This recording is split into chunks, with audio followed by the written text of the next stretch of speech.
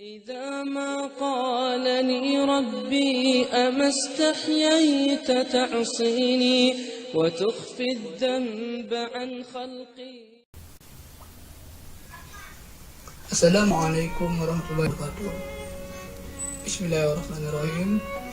Alhamdulillahirabbil alamin. Assalatu wassalamu ala asrofil anbiya'i wal mursalin wa ala alihi washabihi ajma'in. Asyhadu an la ilaha illallah wa asyhadu anna Muhammadan Rasulullah allazi la nabiyya ba'da. Saudara-saudaraku, ikhwan dan akhwat muslim yang sangat saya cintai, ketahuilah ada sebab-sebab yang melapangkan hati kita dari segala kesempitan yang menyertainya. Dan di antara sebab-sebab itu ada dinukilkan dan dituliskan oleh Ibnu Qayyim rahimahullah dalam kitabnya Zadul Ma'ad. Oleh karena itu, mari kita kaji sebentar saja tentang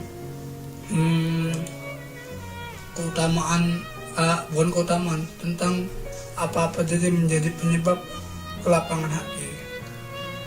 Ibnu Qayyim rahimahullah berkata dalam kitab Zadul Ma'ad bab 2 halaman 27-28, maka sebab kelapangan hati yang paling agung adalah perkara tauhid. Pemiliknya akan merasakan kelapangan hati sesuai dengan kadar kesempurnaan, kekuatan, dan penambahannya. Allah Ta'ala berfirman dalam surah Az-Zumar ayat 22, أَفَمَنْ شَرَحَ اللَّهُ صَدْرَهُ لِلْإِسْلَامِ فَهُوَ عَلَى نُورٍ مِّن رَّبِّهِ فَوَيْلٌ لِّلْقَاسِيَةِ قُلُوبُهُم مِّن ذِكْرِ اللَّهِ أُولَٰئِكَ فِي ضَلَالٍ مُّبِينٍ. yang berbunyi, maka apakah orang yang Allah bukakan hatinya untuk menerima Islam lalu ia mendapat cahaya dari Rabb-Nya sama dengan orang yang membatu hatinya. Lalu dalam surat Al-An'am ayat 125,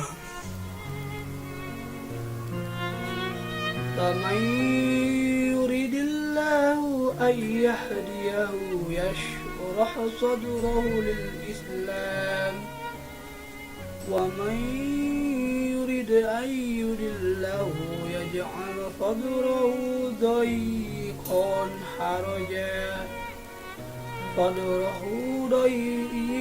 حَرَجًا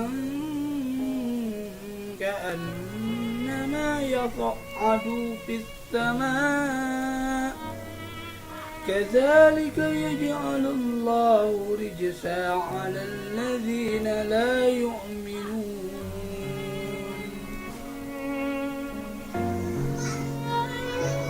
Barang siapa yang Allah kehendaki akan memberikan petunjuk kepadanya, niscaya Allah akan melapangkan dadanya untuk menerima Islam. Dan barang siapa yang Allah kehendaki akan menyesatkannya, niscaya Allah akan jadikan dadanya lagi sempit seolah ia sedang mendaki langit. Al-An'am ayat 125. Berarti petunjuk tauhid merupakan sebab kelapangan hati yang paling agung, sedangkan kesyirikan dan kesesatan merupakan sebab keberatan dan kesempitan hati yang paling besar. Berbicara soal tauhid, kita mengetahui bahwasanya Allah itu dikenal dengan 3 cara, yaitu sebagai rububiyah, sebagai uluhiyah, dan sebagai asma wa sifat. Jika kita mengimani Allah dalam rububiyah, kita sadar siapakah pencipta alam semesta ini, kita pasti tahu dia adalah Allah. Siapakah yang mengatur semua rezeki kita adalah tahu dialah Allah. Siapa yang memelihara hidup dan mati kita tahu dia itu adalah Allah.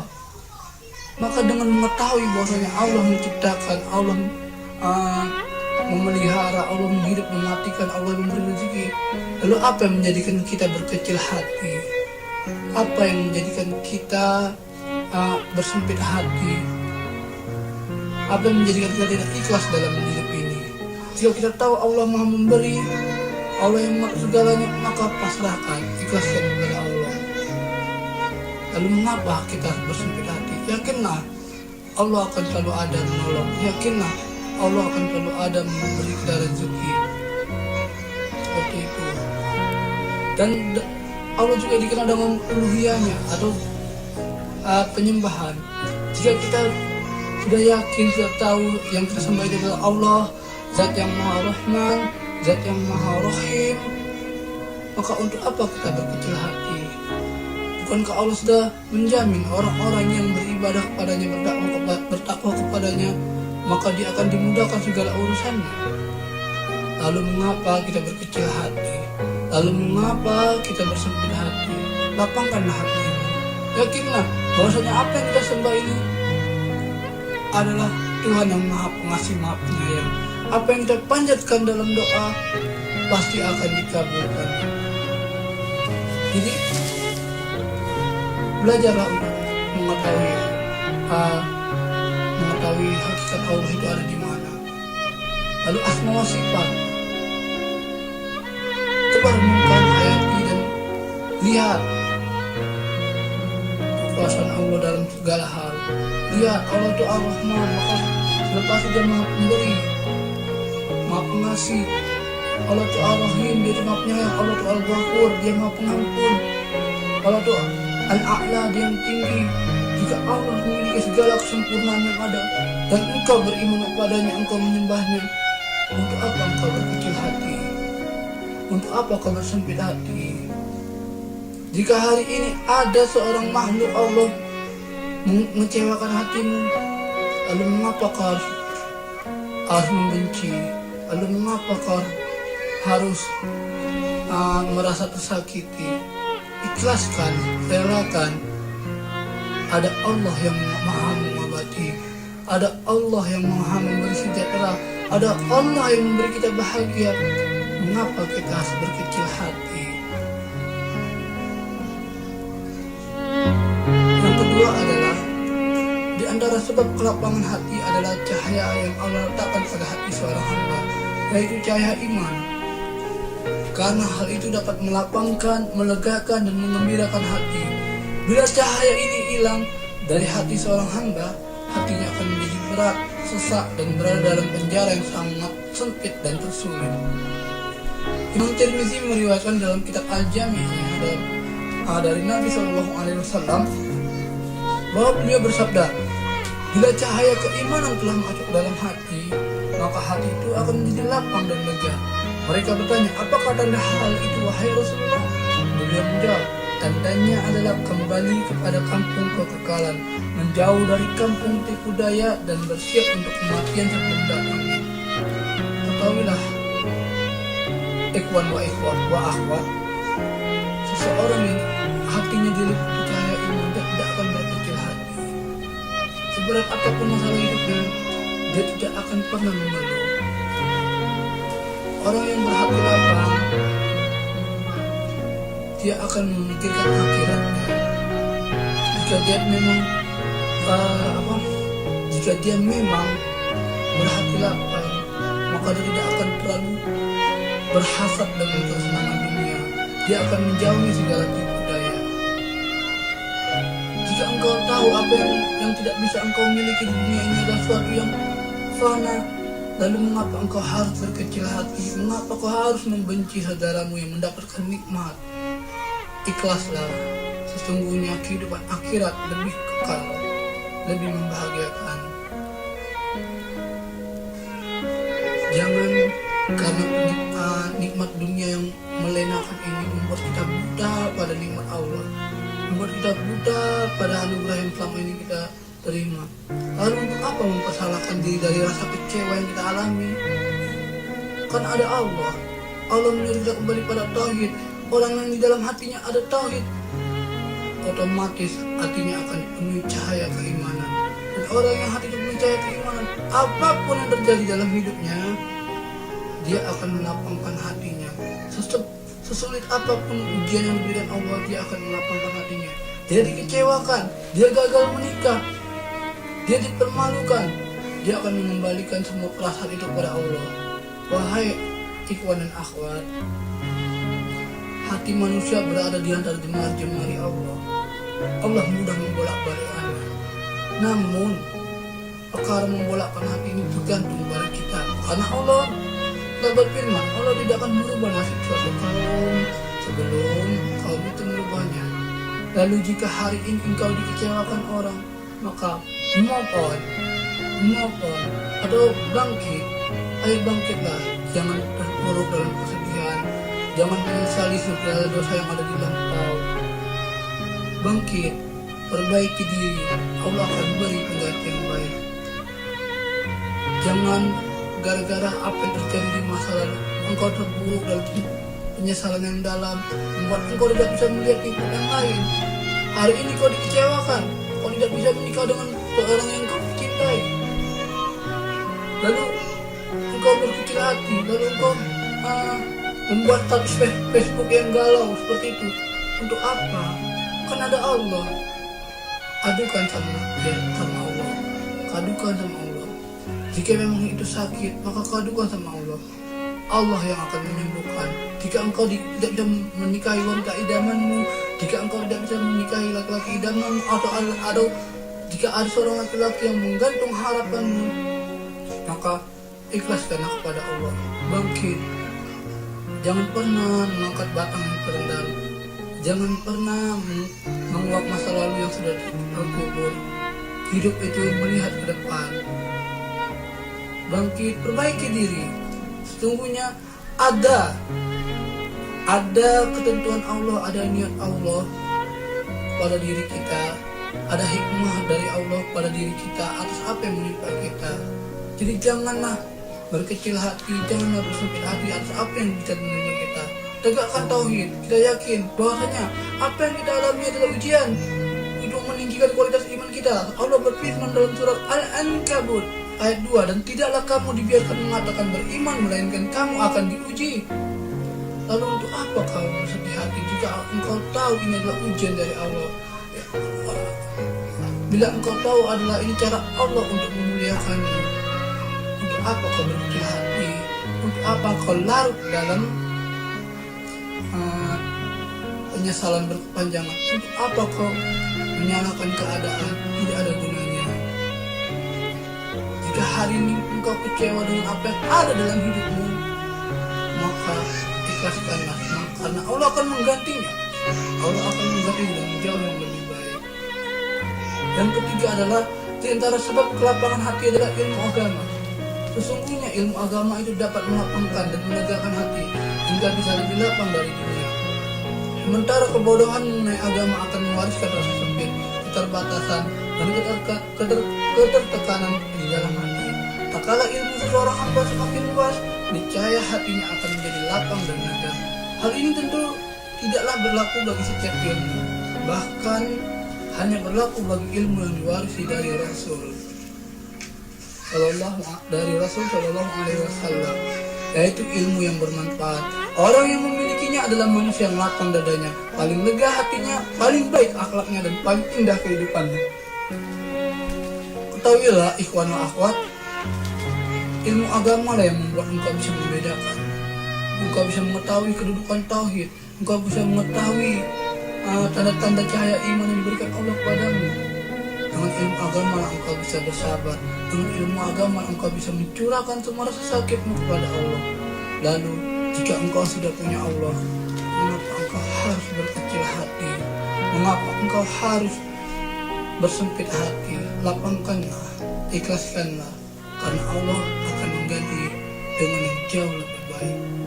Yang keempat, di antara sebab kelapangan hati adalah kembali kepada Allah Subhanahu wa taala, mencintainya dengan segenap hati, menghadapkan dirinya kepada nikmat dan menghadapkan diri kepadanya dan bernikmat-nikmat dengan mengibadahinya.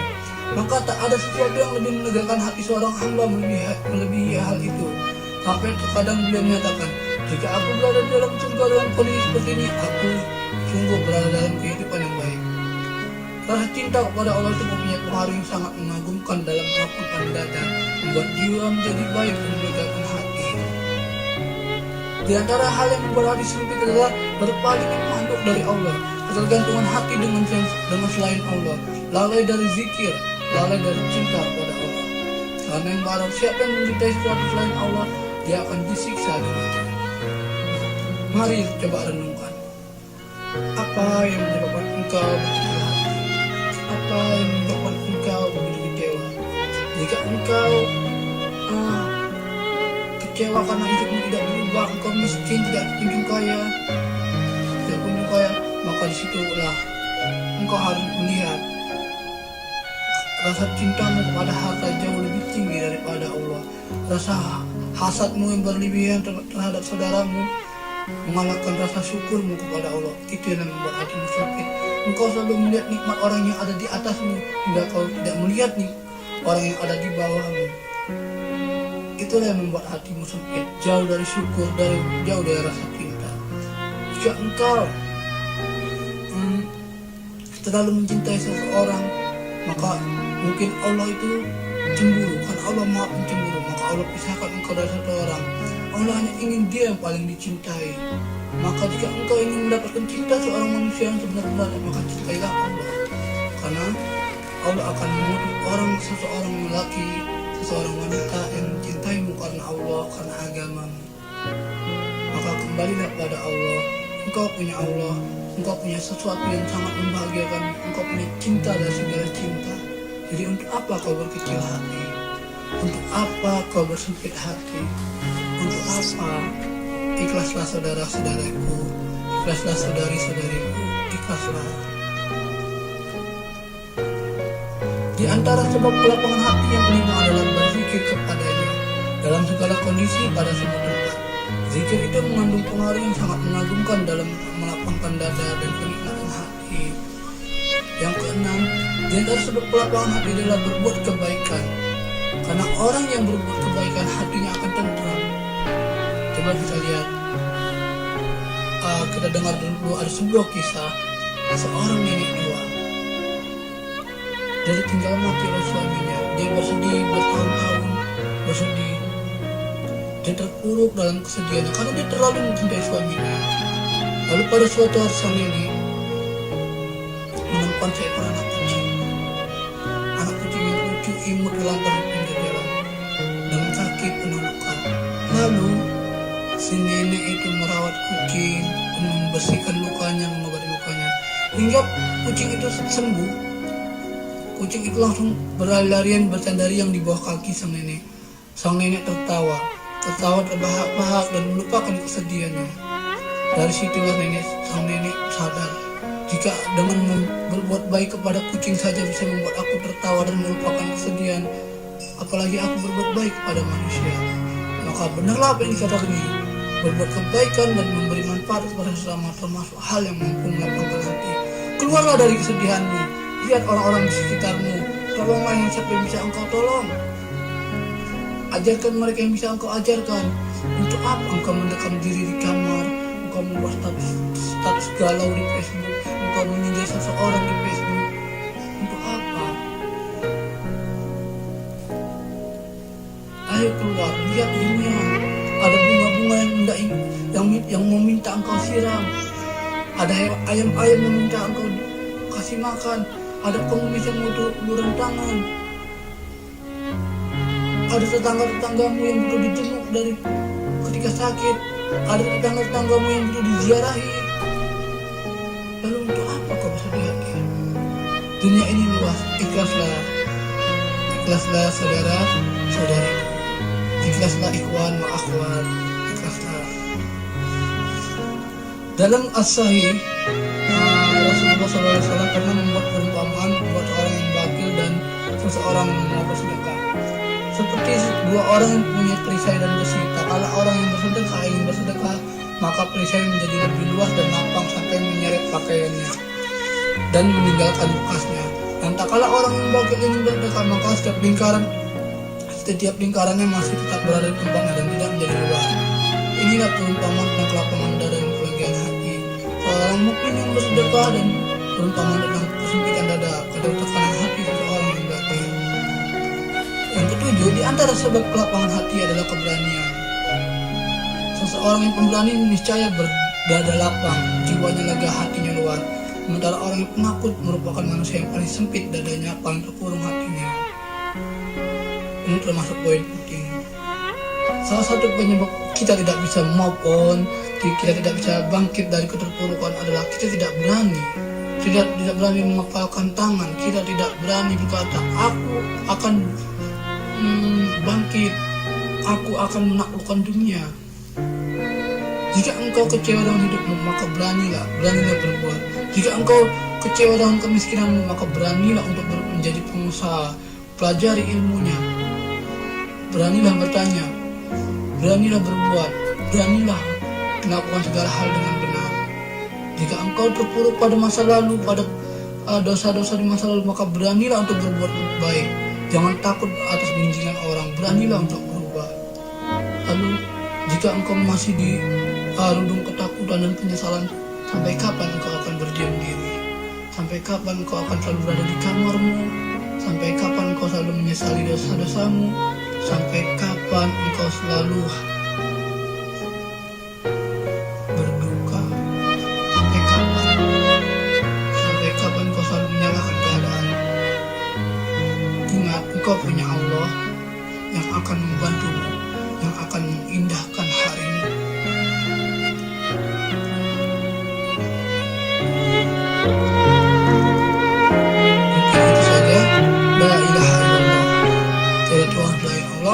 Alangkah sempit hatinya orang yang punya kebahagiaan pada setiap penyakit ini. Alangkah sengsara hidupnya, alangkah buruk keadaannya orang-orang yang telah diberi nikmat oleh Allah tapi masih berkecil hati. Dia punya Allah yang maha besar, mengapa harus berkecil hati? Dia punya Allah yang maha pengasih, kenapa harus berkecil hati? Besarkan hati Anda, lapangkan hati Anda, ikhlaslah. Jika hari ini kau dikecewakan, yakinlah bahwasanya Allah nanti akan memberikan sesuatu yang membuat engkau tidak pernah kecewa selamanya.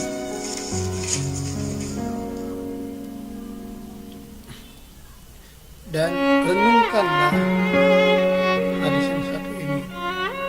Jika engkau masih belum bisa memaafkan dirimu atas dosa-dosa yang ada di masa lalu, atas segala kesalahan-kesalahan orang lain, atas segala kesilapan-kesilapan yang ada, maka ingatlah,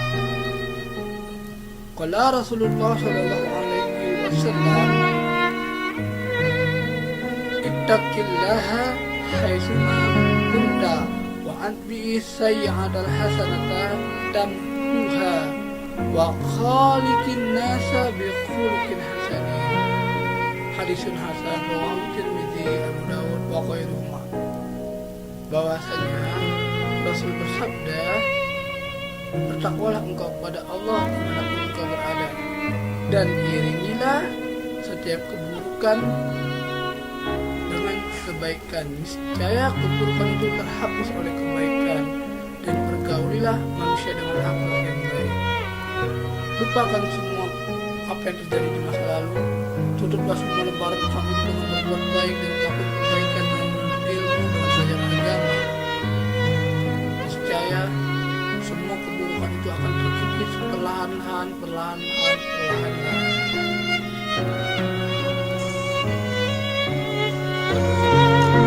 Mungkin ini saja yang bisa saya sampaikan. Pembahasan ini disadur dalam kitab Ibnu Qayyim rahimahullah, Zadul Ma'ad fil Hajji Khairul Ibadah.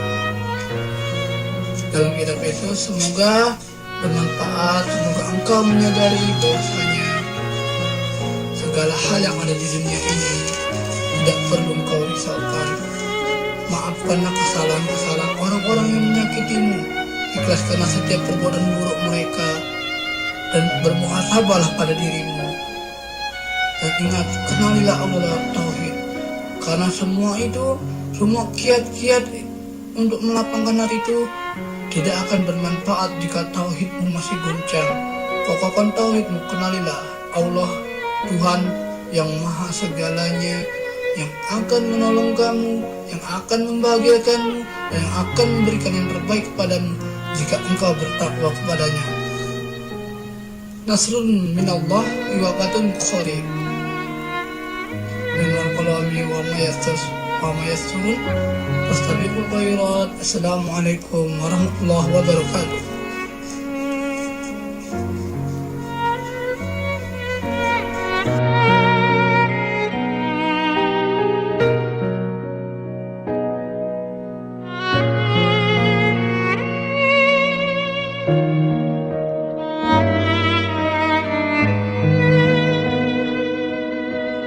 Thank you.